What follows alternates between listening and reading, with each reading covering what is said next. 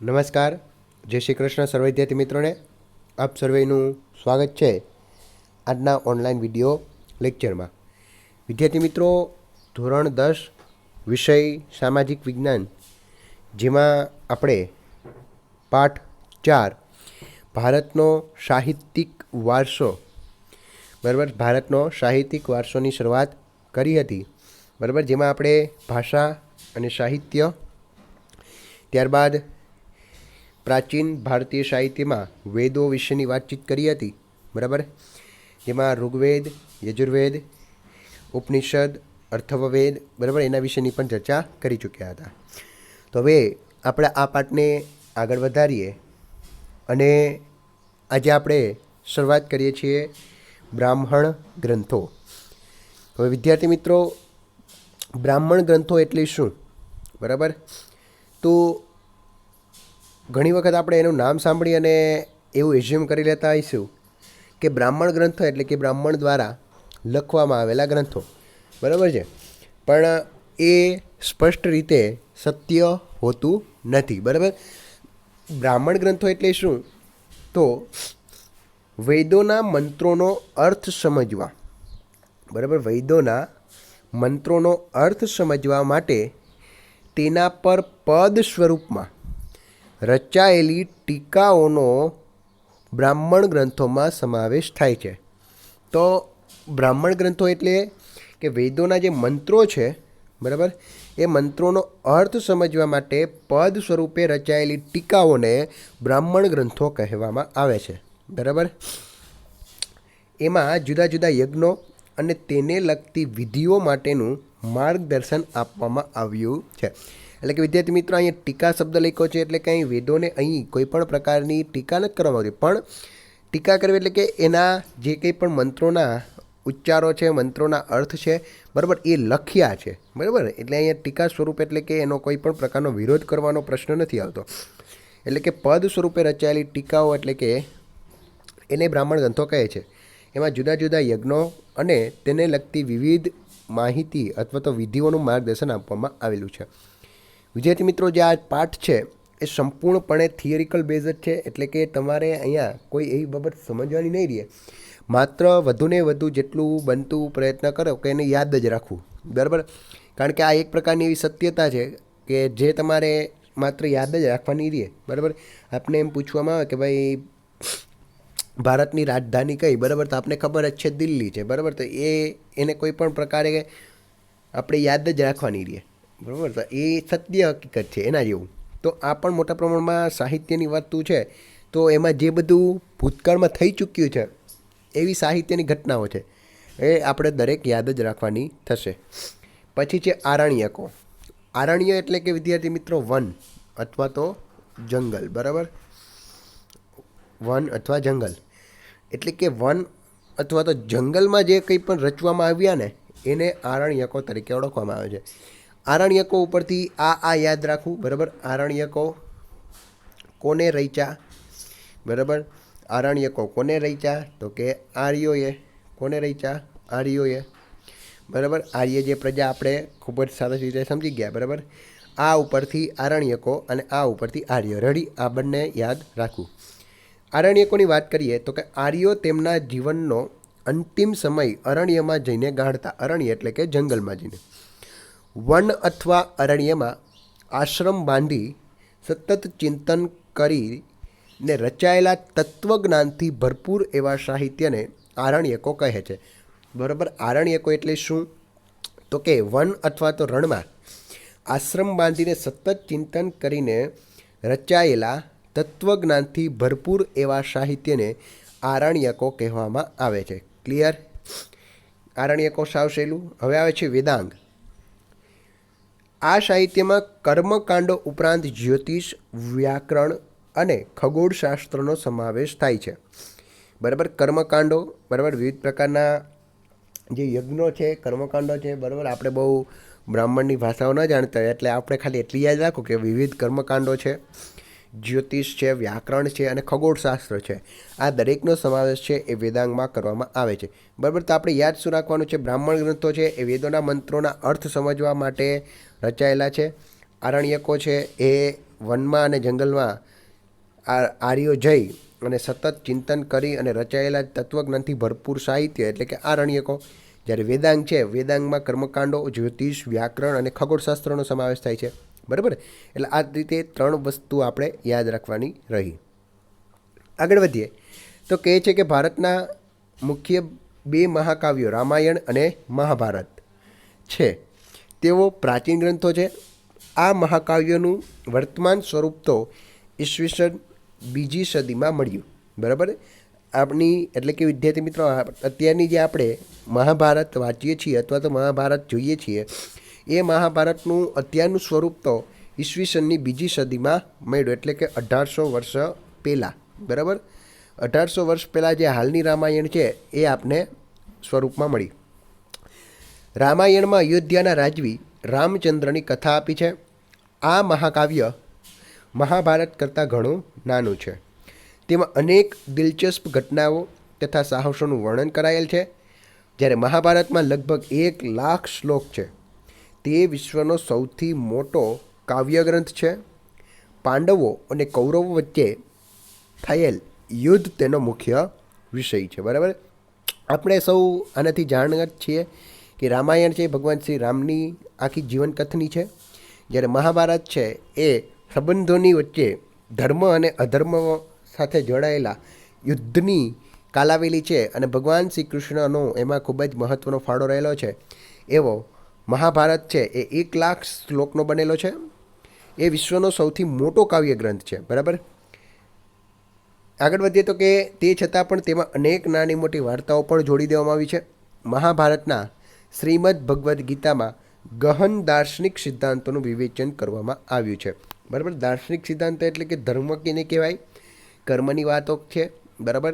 કયું બાબત અધર્મ તરફ લઈ જાય છે, કયા કર્મો છે એ અધર્મ તરફ લઈ જાય છે, એવી ઘણી દાર્શનિક સિદ્ધાંતોનું વિવેચન છે એ આપણે શ્રીમદ ભગવદ્ ગીતા તરીકે ભગવાન શ્રી કૃષ્ણએ અર્જુનને સંભળાવી હતી એ આપને મળી છે.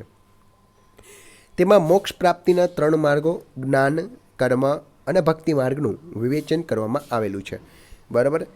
મોક્ષ પ્રાપ્તિના 3 માર્ગો જ્ઞાન, કર્મ અને ભક્તિ માર્ગ. બરાબર. તમને ક્યારેક પણ એમસીક્યુમાં પૂછી શકે છે અથવા તો 1 માર્કના પ્રશ્નમાં પૂછી શકે છે કે શ્રીમદ ભગવદ્ ગીતામાં મોક્ષ પ્રાપ્તિના કેટલા માર્ગો કહ્યા છે અથવા તો કયા કયા માર્ગો કહ્યા છે. તો 3 માર્ગો છે એ આપને આપ્યા છે: જ્ઞાન, કર્મ અને ભક્તિ માર્ગ. રેડી. આગળ વધીએ તો કે રામાયણ અને મહાભારત બંને મહાકાવ્યોએ સદીઓ સુધી કરોડો લોકોના વિચારો અને સાહિત્ય સર્જન ઉપર ગહન પ્રભાવ પાડ્યો છે. ભારતમાં સંસ્કારનું સિંચનનું પ્રેરક કાર્ય પણ એને કર્યું છે. એટલે કે વિદ્યાર્થી મિત્રો, મહાભારત અને રામાયણ એ માત્ર કોઈ ગ્રંથ જ નથી, પણ એ લોકોનું જીવન બનીને ઉભર્યું છે. એમાં જે સંસ્કારના સિંચન છે એ કરવા માટેનું એક પ્રેરક સાધન તરીકે ઉભર્યા છે રામાયણ અને મહાભારત. બરાબર. લોકોએ આ બંનેના સિદ્ધાંતોને સ્વીકાર્યા છે. એમાં કર્મના સિદ્ધાંત જે મહાભારતમાં આપવામાં આવેલા છે એ કર્મના સિદ્ધાંતને જ અહીંયા દરેક વ્યક્તિ છે એ અનુસરે છે. બરાબર. આગળ વધીએ તો કે આ યુગમાં સંસ્કૃત ભાષામાં પુષ્કળ સાહિત્ય રચાયું, જેમાં ધાર્મિક અને લૌકિક એવી બંને પ્રકારની રચનાઓનો સમાવેશ થાય છે. બરાબર. ધાર્મિક અને લૌકિક એટલે કે લોકો દ્વારા થતી હોય એવી. બરાબર. પુરાણોએ આરંભિક વૈદિક ધર્મને સમજાવવામાં મુખ્ય ભૂમિકા ભજવી. આ સમયગાળા દરમિયાન અનેક શાસ્ત્રો અને સ્મૃતિ ગ્રંથો પણ લખાયા. આ શાસ્ત્રો વિજ્ઞાન અને તત્વજ્ઞાનના ગ્રંથો છે. દાખલા તરીકે કૌટિલ્યનું અર્થશાસ્ત્ર વહીવટી વિજ્ઞાનની કૃતિ છે. બરાબર. વિવિધ શાસ્ત્રો રચવામાં આવ્યા કે જે વિજ્ઞાન અને તત્વજ્ઞાનને લગતા ગ્રંથો તરીકે ઉભરીને આવ્યા. એમાંની એક ઉદાહરણ આપણે આપેલું છે કે કૌટિલ્યનું અર્થશાસ્ત્ર, કે જે એક વહીવટી વિજ્ઞાનની કૃતિ છે. વિવિધ કક્ષાના ગણિત અને અન્ય વિજ્ઞાન સંબંધિત શાસ્ત્ર ગ્રંથો પણ લખાયા. સ્મૃતિ ગ્રંથોમાં ધર્મ દ્વારા અનુમોદિત કર્તવ્યો, રિવાજો અને નિયમો પણ આપવામાં આવ્યા છે. ક્લિયર. સ્મૃતિ ગ્રંથોમાં ધર્મ દ્વારા અનુમોદિત કર્તવ્યો, રિવાજો અને નિયમો પણ આપવામાં આવેલા છે.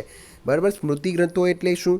તો કે કોઈની સ્મૃતિમાં લખવામાં આવતા હોય એવા ગ્રંથો. એક્ઝામ્પલ સ્વરૂપે આપને કોઈ વ્યક્તિ અથવા કોઈ રાજા સારો છે, બરાબર, એના સ્મૃતિમાં કોઈ અન્ય વ્યક્તિ છે એ ગ્રંથ લખે, બરાબર, એના જીવન ઉપરની આખી કથની કહે, તો એના દ્વારા કર્તવ્યો, રિવાજો અને નિયમો પણ આપવામાં આવેલા છે સ્મૃતિ ગ્રંથો દ્વારા.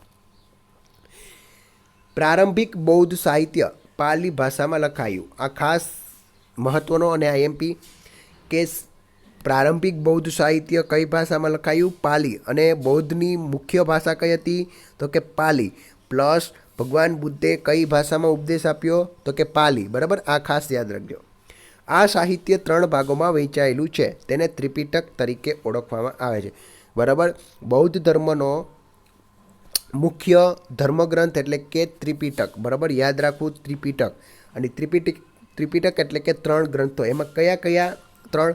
તો કે સૂત પિટક એટલે કે સૂત્ર પિટક, વિનય પિટક અને અભિધમ પિટક. બરાબર, સૂત પિટક, વિનય પિટક અને અભિધમ પિટક છે એ 3 ગ્રંથો એટલે કે ત્રિપિટક તરીકે ઓળખાય છે. આ ઉપરાંત બૌદ્ધ સાહિત્યમાં અન્ય ગ્રંથો પણ લખાયા કહેવાય છે. ગુપ્ત યુગને સંસ્કૃત કાવ્ય અને નાટકના વિકાસનો સુવર્ણ યુગ કહેવાયો છે. ટીકમાર્ક અને આઈએમપી સંસ્કૃત કાવ્ય અને નાટકના વિકાસનો સુવર્ણ યુગ કોને ગણવામાં આવે છે? તો કે ગુપ્ત યુગને. બરાબર, ગુપ્ત યુગ. બરાબર, આ ખાસ ધ્યાન રાખજો. ગુપ્ત યુગ એક સુવર્ણ યુગ હતો સંસ્કૃત કાવ્ય અને નાટકના વિકાસ માટેનો. આ સમયના મહાન લેખકોમાં કાલિદાસ, ભવભૂતિ, ભારવી, ભર્તુહરિ, બાણભટ્ટ, માઘ અત્યાદિનો સમાવેશ થાય છે. વિદ્યાર્થી મિત્રો, જુઓ કેવા કેવા મહાન વ્યક્તિઓ છે કે જેઓ સંસ્કૃતના બેતાજ બાદશાહો છે, એવો લેખકો છે એ ગુપ્ત યુગમાં થઈ ચૂક્યા છે. એટલે ઓબ્વિયસલી છે કે આ સમયમાં સંસ્કૃત ભાષા છે એ ખૂબ જ ઉચ્ચ કોટીની ભાષા તરીકે ઉભરી આવી હશે. આ તમામ ભારતભરમાં વિખ્યાત છે, જેમાં કાલિદાસ તો વિશ્વ પ્રસિદ્ધ કવિ છે. બરાબર, અને એની અભિજ્ઞાન શાકુંતલમ એટલે સમગ્ર વિશ્વએ સ્વીકારી અને ખૂબ જ વખાણી. બરાબર, પોતાની ઉત્તમ કાવ્યકલા અને ઉત્કૃષ્ટ નાટ્યશૈલી કુમારસંભવ, રઘુવંશ, મેઘદૂત, ઋતુસંહાર, અભિજ્ઞાન શાકુંતલમ વગેરે કાલિદાસના ગ્રંથો છે. બરાબર, મેં જેમ વાત કરી કે કાલિદાસ છે એ ખૂબ જ ઉચ્ચ કોટીના લેખકો અને કવિ હતા. એણે ઘણા નાટક લખ્યા છે. કુમારસંભવ હોય, રઘુવંશ હોય, મેઘદૂત હોય કે ઋતુસંહાર હોય કે અભિજ્ઞાન શાકુંતલમ. આ તો એની મુખ્ય અને ખૂબ જ ચર્ચાયેલી અથવા તો પ્રખ્યાત જ કૃતિઓના નામ લખ્યા છે. બાકી અનેક કૃતિઓ છે એ કાલિદાસ દ્વારા સમગ્ર વિશ્વને સાહિત્યની ભેટ તરીકે આપવામાં આવી છે. બાણભટ્ટ લિખિત હર્ષચરિત સમ્રાટ હર્ષવર્ધનનું જીવનચરિત્ર છે. વિદ્યાર્થી મિત્રો, અહીંયા આવે કયા કવિએ શું લખ્યું ને એનો એક પ્રકારે તમારે કોષ્ટક બનાવી લેવાનું. બરાબર, અહીંયા નામ લખવાનું, રચયિતા અને અહીંયા એની પુસ્તક અથવા તો રચના. બરાબર, એ રીતે નામ આપી દેવાનું. પછી ધાલ્ય અહીં લખી નાખવાનું કે ભાઈ કાલિદાસ. બરાબર, પેલું કરી અને કાલિદાસ. પછી અહીંયા લખવાનું કે ભાઈ અભિજ્ઞાન શાકુંતલમ, આ એની કૃતિ છે. પછી છે કુમારસંભવ. બરાબર, પછી છે ભાઈ મેઘદૂત. જેટલી આપી લખી નાખવાની. બરાબર, પછી બીજું કરીને લખવાનું કે ભાઈ બાણભટ્ટ. બરાબર, બીજું કરીને બાણભટ્ટ. અને એની સામે એની રચના કઈ હતી મહત્ત્વની? તો કે હર્ષચરિત.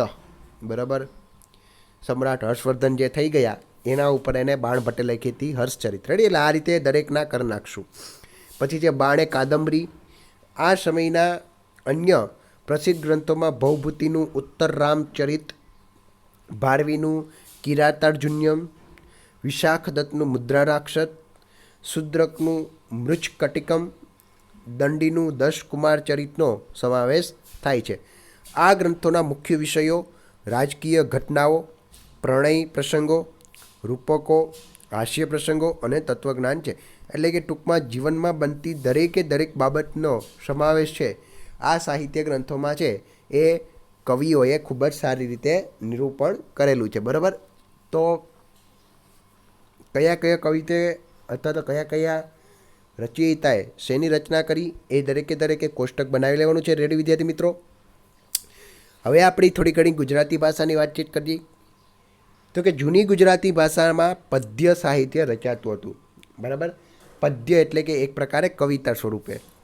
સમય જતાં ગુજરાતી ભાષામાં ખેડાણ થતાં અનેક કૃતિઓ રચાઈ, જેમાં નરસિંહ મહેતા, મીરાબાઈ, દયારામ, અખો, પ્રેમાનંદ, પ્રીતમ ગંગાસતી જેવા સાહિત્યકારોએ પદો, ગીતો, ગરબી, છપ્પા, આખ્યાન કાવ્યો વગેરે રચીને ગુજરાતી સાહિત્યના વારસાને સમૃદ્ધ બનાવ્યો.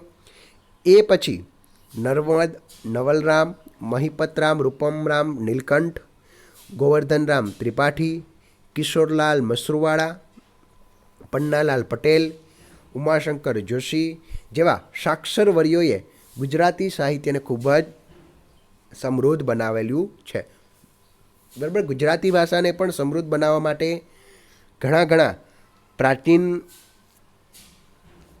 સાહિત્ય રચવાવાળા નરસિંહ મહેતા હોય, મીરાબાઈ હોય, દયારામ હોય, બરાબર, અખાના છપ્પા હોય કે પ્રેમાનંદ હોય, બરાબર, બધેએ પોતપોતાનું યોગ્ય સાહિત્ય પદોમાં રચ્યું હતું. ત્યાર પછી જેમ જેમ સમય બદલાતો ગયો એમ નર્મદ આવ્યા. નર્મદના દાંડિયા ખૂબ જ પ્રખ્યાત છે, આપણે ખબર છે. નવલરામ હોય, મહિપતરામ, રૂપરામ નીલકંઠ હોય, ગોવર્ધનરામ ત્રિપાઠી હોય, બરાબર, કિશોરલાલ મસરૂવાળા હોય, તે પછી પન્નાલાલ પટેલની હાસ્યની વાર્તાઓ હોય. બરાબર? ઘણી બધી બાબત છે એ ગુજરાતી સાહિત્યમાં પણ રચાણી હતી. આગળ વધીએ તો કે તમિલ, તેલુગુ, કન્નડ અને મલયાલમ નામની 4 દ્રવિડ ભાષાઓના સાહિત્યનો આ સમયનો વિકાસ થયો. જેમાં સૌથી જૂની ભાષા કઈ છે? તમિલ. તેનું સાહિત્ય ઈસવીસનના પ્રારંભ જેટલું જૂનું છે, એટલે કે આશરે 2000 વર્ષો પહેલાં કરતાં પણ જૂનું છે. ભારતની પ્રચલિત પરંપરા અનુસાર 3 સંગમોનું આયોજન થયું. સંગમો એટલે કે શું? નામ પરથી જ ખબર પડીએ. સંગમ એટલે કે ત્યાં કવિઓ ભેગા થાય અથવા તો રચયિતાઓ છે એ ભેગા થાય. રચયિતાઓ ભેગા થાય અને વિવિધ પ્રકારનું સાહિત્યની રચના કરવામાં આવે, જેમાં અનેક સંતો અને કવિઓએ પોતાની રચનાઓ તૈયાર કરી. સંગમ સાહિત્યના અનેક વિષયો છે, જેમ કે રાજનીતિ, યુદ્ધ, પ્રેમ પ્રસંગ, શૌર્યવાર્તા વગેરે વગેરે. આ સાહિત્યનો પ્રસિદ્ધ ગ્રંથ એતુથકઈ એટલે કે 8 કાવ્યોનું સંકલન છે. પછી છે તોલકાપ્યમ કે જે વ્યાકરણ ગ્રંથ છે. પછી છે પથ્થુપાતુ કે જે 10 ગીતા તરીકે અથવા તો 10 ગીતો તરીકે ઓળખે છે. આ પૈકીના એક કવિ તિરુવલ્લુવરે વિખ્યાત ગ્રંથ કુરુલની રચના કરી. આ ખાસ ધ્યાન રાખજો, તિરુવલ્લુવરે કઈ ગ્રંથની રચના કરી? તો કે કુરલ. બરાબર છે? કવિ તિરુવલ્લુવરે કયા ગ્રંથની રચના કરી? તો કે કુરલ. આ કાવ્ય ગ્રંથમાં જીવનમાં અનેક પાસાઓનું વિવેચન કરવામાં આવેલું છે. શિલ્પતિકારમ અને મણિમેખલાઈ પ્રારંભિક તમિલ સાહિત્યના વિખ્યાત ગ્રંથ છે. બરાબર વિદ્યાર્થી મિત્રો? એટલે આપણી ગુજરાતી ભાષાની જેમ જેમ વિકાસવાની બાબત બની હતી તે જ સમયગાળામાં તમિલ, તેલુગુ, કન્નડ અને મલયાલમ ભાષા પણ વિકસી હતી. એમાં સૌથી જૂની ભાષા એટલે કે તમિલ. તમિલમાં વિવિધ વ્યાકરણ ગ્રંથો, ગીતોના ગ્રંથો, કાવ્યોનું સંકલન છે એ સંગમોમાં થયું હતું. રેડી? એટલે વિદ્યાર્થી મિત્રો, અહીં સુધી આપણે આજના વિડીયો લેક્ચર રાખીએ છીએ. સંપૂર્ણપણે થિયરિકલ છે, એટલે તમારે 1 થી 2 વખત છે એ રેડ કરવું પડશે. એમનેમ તમને યાદ નહીં રહે. બરાબર? દરેક કોષ્ટકને 1 થી 2 વખત બનાવી લ્યો કે ભાઈ કયા કવિએ કઈ વસ્તુ લખ્યું. બરાબર? એ જ કોષ્ટકમાં આપણે અહીંથી ઉપર લઈ લેવાનું. બરાબર? જેમ કે ભાઈ આપણે હમણાં આવ્યું કે ભાઈ તિરુવલ્લુવરે કયો ગ્રંથનો લેખો? તો કે કુરલ. બરાબર? એટલે આવા જે આવતા હોય એને તમે લખતા જાઓ. તો મળીએ નેક્સ્ટ લેક્ચરમાં. જય હિન્દ, અસ્તુ.